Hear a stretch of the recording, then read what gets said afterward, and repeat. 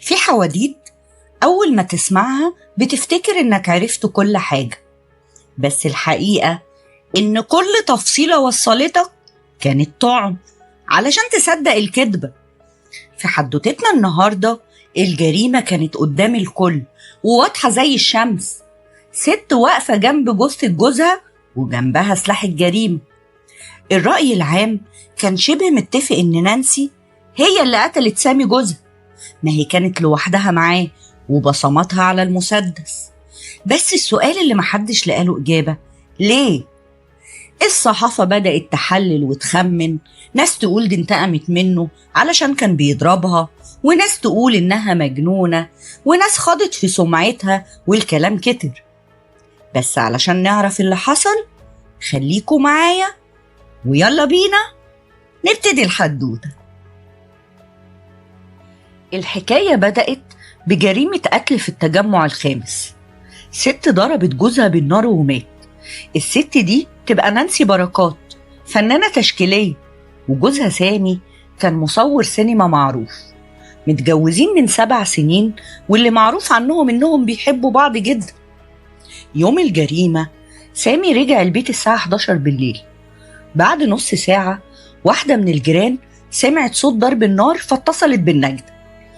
الشرطة وصلت ولقت نانسي واقفة في نص الريسبشن ساكتة وما بتتحركش، وجوزها كان مربوط في كرسي ومضروب بالنار في دماغه. كان في سكينة مرمية على الأرض عند رجليها، ودراعها كان عليه جروح وبتنزف جامد. لما حاولوا يسعفوها كانت بترفض وبتقاوم، بس الإسعاف نقلتها للمستشفى تحت الحراسة. من اللحظة دي نانسي ما نطقتش ولا كلمة، لا للمباحث ولا للمحامي بتاعها ولا لأي حد، سكتت. وعلشان كده قضيتها بقت لغز كبير، واهتمام الناس بيها زاد جدا.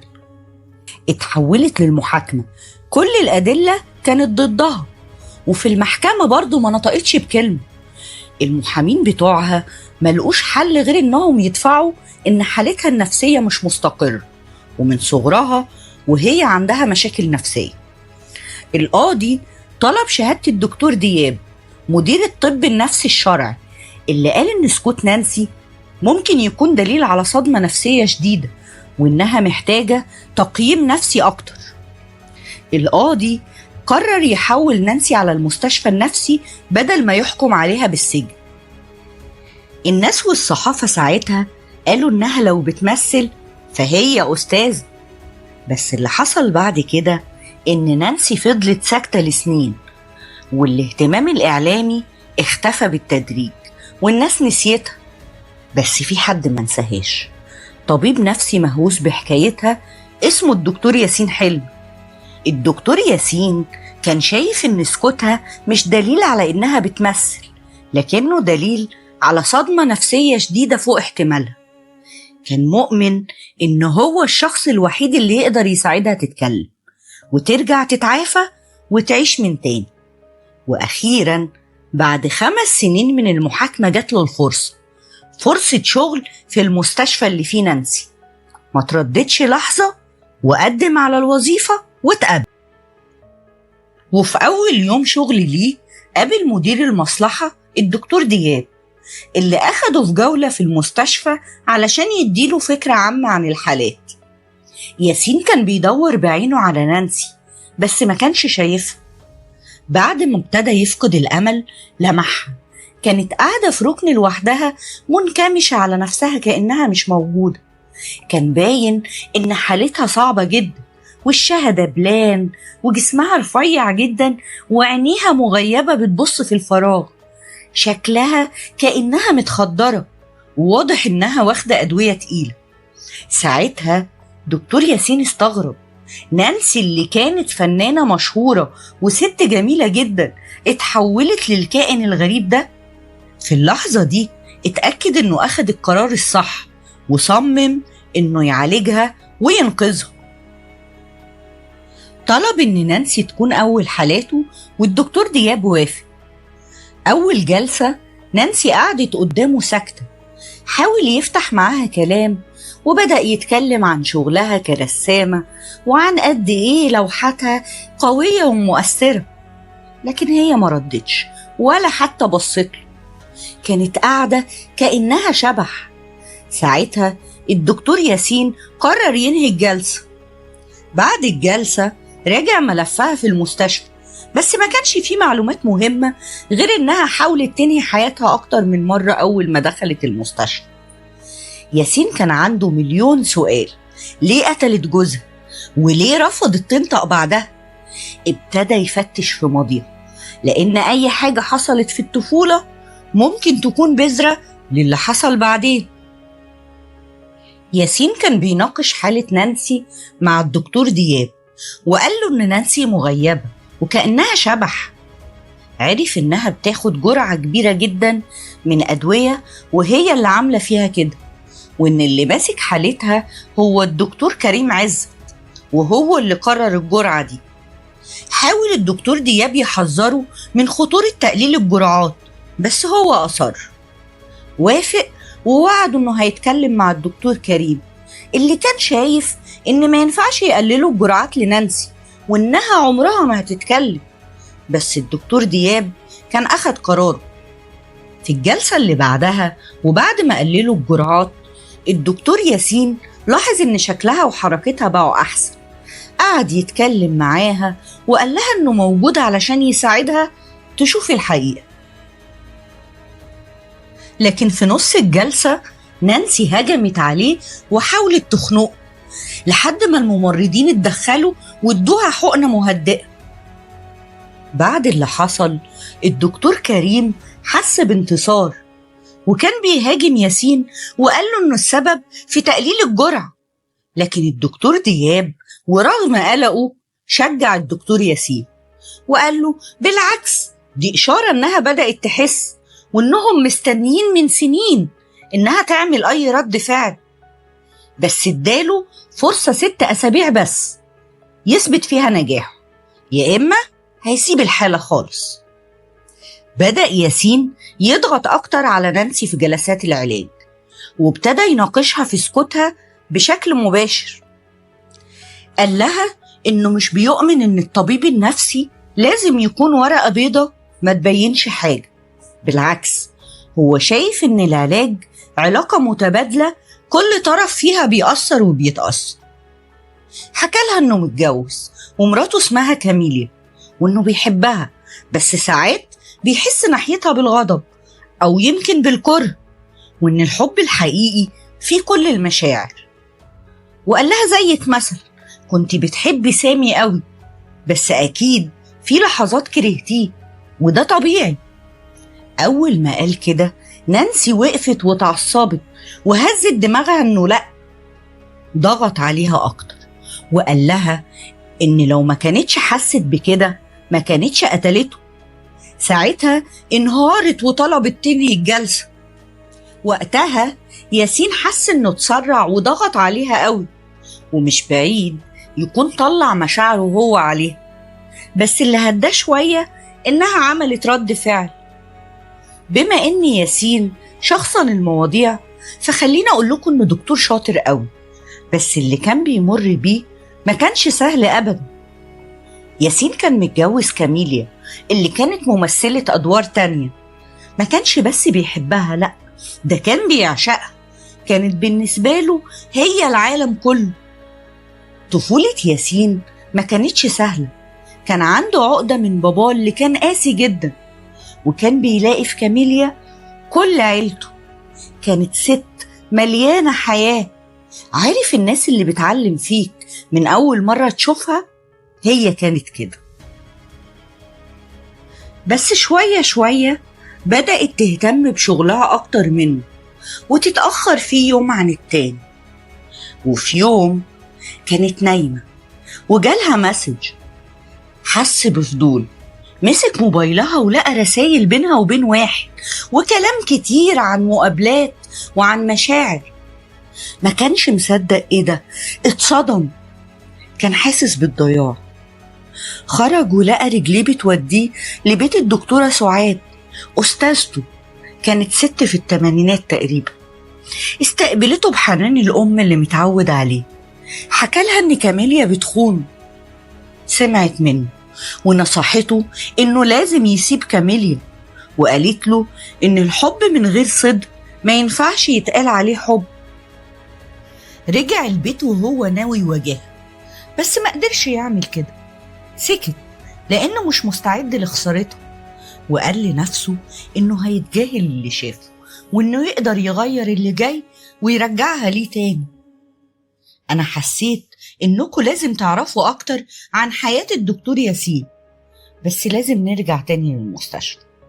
ياسين حاول يعرف أكتر عن ماضي نانسي، اتصل بعمتها بس رفضت تتكلم معاه. راح لماجد بركات أخو سامي اللي قال له إن نانسي حاولت تنتحر زمان بعد ما باباها مات، وقال له قد إيه إنه بيكرهها وإنها خربت حياته. الدكتور دياب عرف وحذره، وقال له إنه لازم يوقف أسلوب البوليس ده، وإنه دكتور مش مباحث. لكن ياسين اتجاهل كلامه. راح المعرض اللي كانت نانسي بتعرض شغلها فيه، وهناك قابل مدحت صاحب المعرض. قال له نانسي عمرها ما كانت عنيفة، اديها انت بس فرشة وألوان وسيبها ترسم. ياسين عمل بنصيحته. نانسي ابتسمت لأول مرة من 5 سنين. ياسين قرر كمان يزور بيت نانسي في الشرقية علشان يقابل ابن عمتها فؤاد. فؤاد حكاله إنه آخر مرة شاف فيها نانسي من سنين في جنازة باباها، وإنها كانت متدمرة جدا بعد وفاته. وقال له كمان إن سامي كان متحكم فيها قوي، وإنها من بعد الجواز وهي قطعت علاقتها بالعيلة، وإنه مش قادر يصدق إنها قتلت سامي لأنها عمرها ما كانت عنيفة أو عدوانية. طلب منه يحكي له عن طفولتها. حكاله إن مامتها ماتت في حادثة وهي عندها 10 سنين، وإن من يومها هو ومامته عاشوا معاهم في نفس البيت. وقال له إن نانسي كانت في نفس الحادثة اللي ماتت فيها مامتها، وإن بابا نانسي كان دايما بيلومها على موت مامتها، ده حتى كان بيقول لها يا ريتك انت اللي متي مش هي. حيرة وفضول ياسين كانوا بيزودوا إصراره إنه يفهم ويساعد نانسي. بدأت نانسي تكون هادية في جلساته، وفي مرة ادت للدكتور ياسين أجندة فتحها لقاها كاتبة فيها مذكراتها. نانسي كانت كاتبة عن مشاكلها مع سامي بسبب المسدس اللي كان سايبه في البيت ومش راضي يتخلص منه، مع إنها طلبت منه أكتر من مرة إن ده شيء مضايقها جدا. وكانت كاتبة عن حبها لسامي، وإن نفسها يبقى عندهم عيلة وأولاد كتير. وكمان كانت كاتبة حاجة غريبة بتاريخ قريب من تاريخ قتل جوزها. كانت كاتبة إنها بتشوف راجل غريب بيراقبها وبيراقب البيت. حاولت تحكي لسامي بس ما كانش مصدقها، وأصر إنهم يزوروا دكتور صاحبه علشان دي أكيد تهيؤات، وإنه خايف إنها ترجع لحالة الاكتئاب زي اللي حصلت لها بعد موت باباها. أخدها وراحوا لدكتور كريم عز في بيته في المهندسين. كتب لها أدوية بس هي رفضت تاخدها، وكانت بتمثل قدام سامي إنها اتحسنت، وبطلت تقوله عن الراجل اللي كل يوم بيراقبها. لا ثانية واحدة، هو مين اللي عالج نانسي؟ الدكتور كريم عزت؟ لو تفتكروا ده نفس الدكتور اللي كان ماسك حالتها في المستشفى، بس الغريبة إنه عمره ما جاب له سيرة إنه يعرف نانسي قبل الجريمة أو إنه كان صاحب جوزها. ياسين قرر ما يتكلمش دلوقتي ويسيب السلاح ده في إيده لحد ما يفهم أكتر. إزاي الدكتور كريم عزت ما تقدمش للشهادة في المحكمة ولا جاب سيرة لحد؟ ما هو لو اتكلم دلوقتي هيكون فيها نهاية الدكتور كريم المهنية. وتأكد إن ده السبب في جرعات الدواء الكبيرة اللي كان بيديها لها علشان ما تتحسنش وتتكلم وتفضحه. في جلسة مع نانسي، ياسين حكالها إنه قابل ابن عمتها فؤاد، وقال لها إنه متفهم الحالة النفسية اللي باباها كان بيوصلها لها، بإنه بيتمنى موتها وعقدة الذنب اللي عايشها لها من وهي طفل. قال لها إنه بقيله كام يوم بس والمهلة تخلص، وبعدها مش هيقدر يستمر في علاجها لو ما اتحسنتش واتكلمت. كانت بتحاول تحرك شفايفها وتنطق بس ما كانتش قادرة، لحد ما فجأة نطقت بصعوبة كلمة واحدة: ليه؟ بس ما قدرتش تنطق غيرها. ياسين فرح جدا بالتطور ده وأنهى الجلسة، وقال لها ترتاح وتحاول لحد الجلسة الجاية، ورجع لها مذكراتها بعد ما قراها. صحيح، نسيت أكمل لكم موضوع ياسين ومراته. بعد ما قرر إنه مش هيواجهها لما شاف الرسايل، حاول يفتش في موبايلها تاني بس ما كانش بيلاقي حاجة، لدرجة إنه حس إنه كان بيتهيأله، أو يمكن دور في فيلم زي ما كانت دايما بتحب تعيش الشخصية اللي هتمثلها. كان عارف إنه بيكذب على نفسه بس ما قدرش يسكت فضوله، وقرر يراقبها كل يوم لحد ما شافها بتخرج مع واحد بعد ما بتخلص التصوير.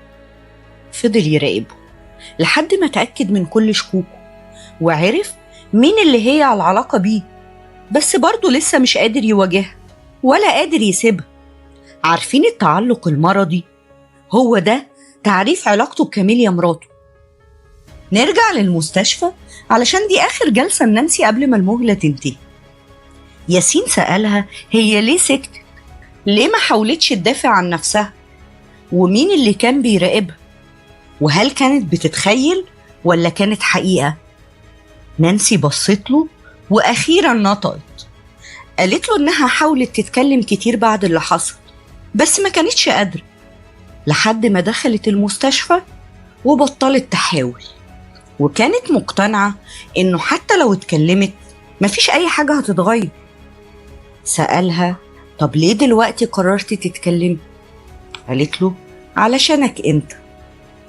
وساعتها الدكتور ياسين بص لنانسي وسألها السؤال اللي مستنيينه من أول الحدوتة: قوليلي يا نانسي، ايه اللي حصل يوم ما سامي مات؟ نانسي رفعت عينيها وبصت له يمكن لأول مرة من غير خوف. سكتت لحظة وبعدين بصوت واطي قالت له هقولك بس اسمعني للآخر. وهنا خلصت الجلسة، بس الحكاية لسه ما بدأتش. استنوني في الجزء التاني علشان تعرفوا السر اللي نانسي خبته سنين، وازاي الحقيقة هتطلع أبشع من أي كذب. كان معاكم حدوتة.